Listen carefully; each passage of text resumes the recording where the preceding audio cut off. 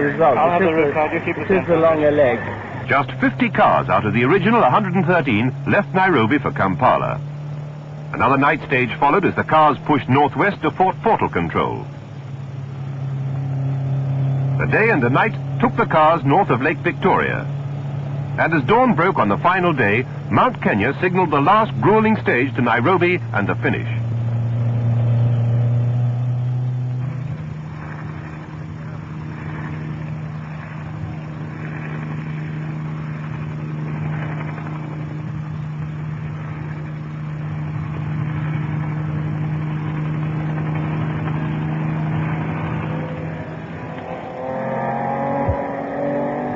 Bone-dry conditions, even in the mountains, meant a field day for the bigger engined cars, especially the Datsuns and Porsches.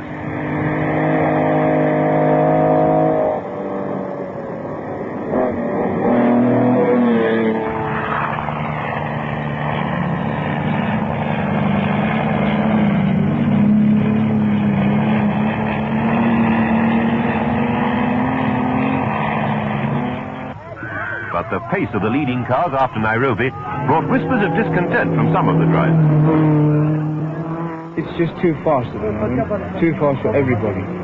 And the European drivers, okay, they're used to going faster, they'll go fast and they'll break their cars and they won't get to the end.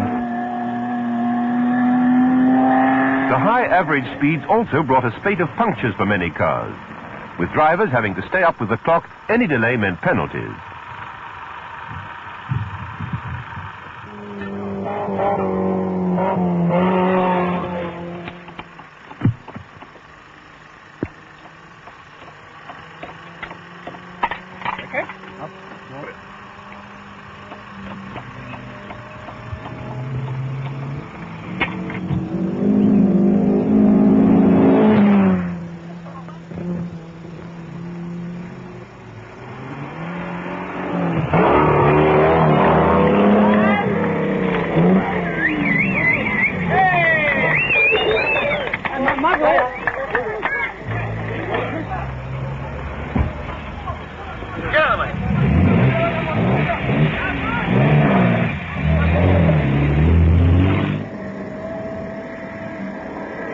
High speeds and no rain brought another, more dangerous hazard: blinding, choking dust.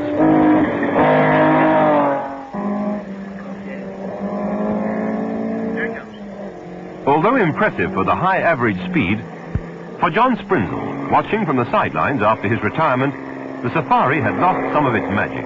I think they've gone away from the original plan of the safari, which used to be a fabulous mountain, mud, build your own bridges if they've been washed away, and people will say, well, it's just like another rally in Europe.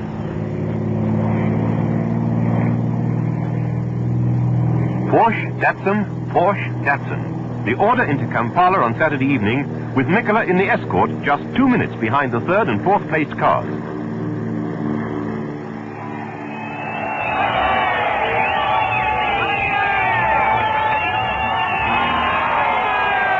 Shortly after Uganda's President General Amin had flagged the first few cars away, the leading Porsche of Voldergaard was out.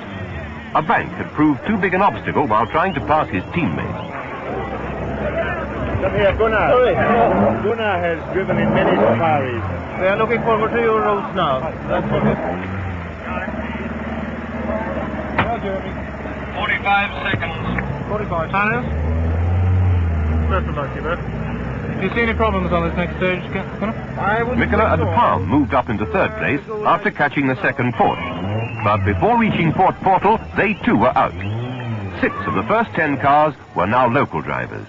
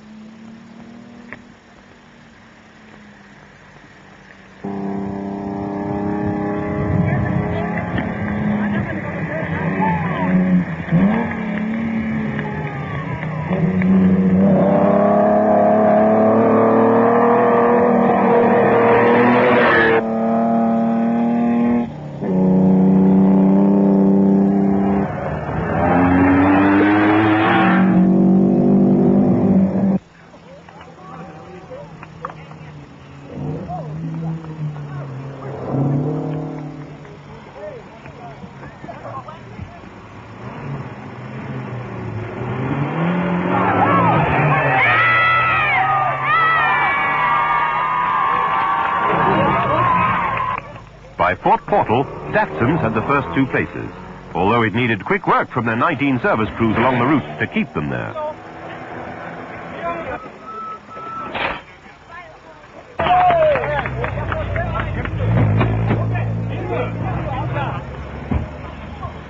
Get out of the way.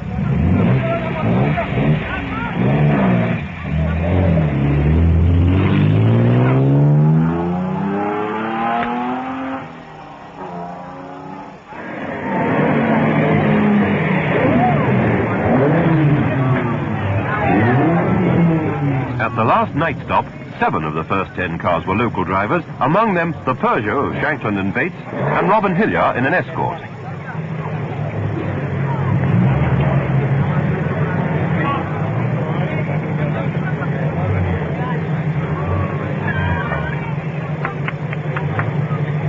Hillier had moved quietly into 5th place overall, but out in front the Datsuns were relentlessly consolidating their lead.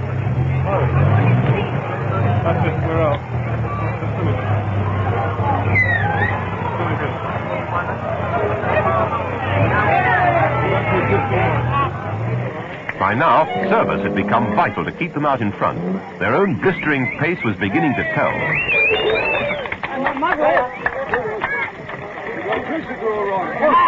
Can you pump them up? Pump them up.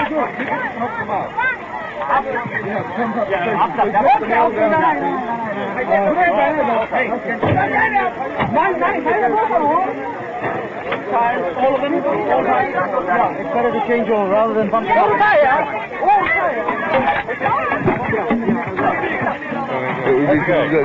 All right. We're winning slowly.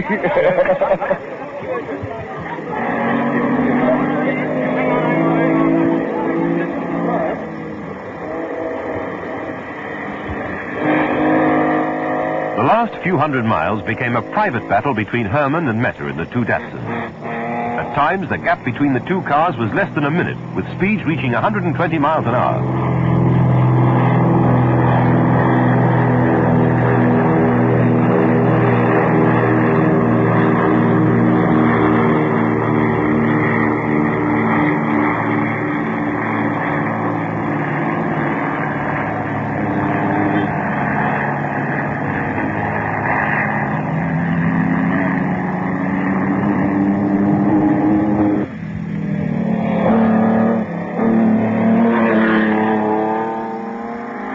Third and fourth lay between the Peugeot and Hillier's escort, with Hillier a fraction ahead into Nairobi to gain a class win in his fastest ever safari.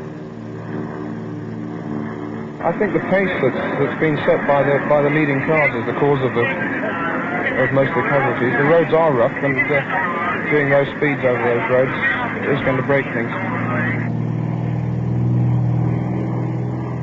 A technicality finally pushed the escort to 4th, but nothing affected the battle for 1st place. A bit rough, because we knew we were losing time. As the car, we had to smash, and we had to take it easy. Our lights weren't working very well, so we had to ease off a bit, and we knew that Meta, the other Datsun, was really chasing us, and we saw our lead dwindling away minute by minute. So we were truly glad to get into Nairobi. An outstanding performance by Edgar Herman, gaining his 2nd consecutive victory in the safari.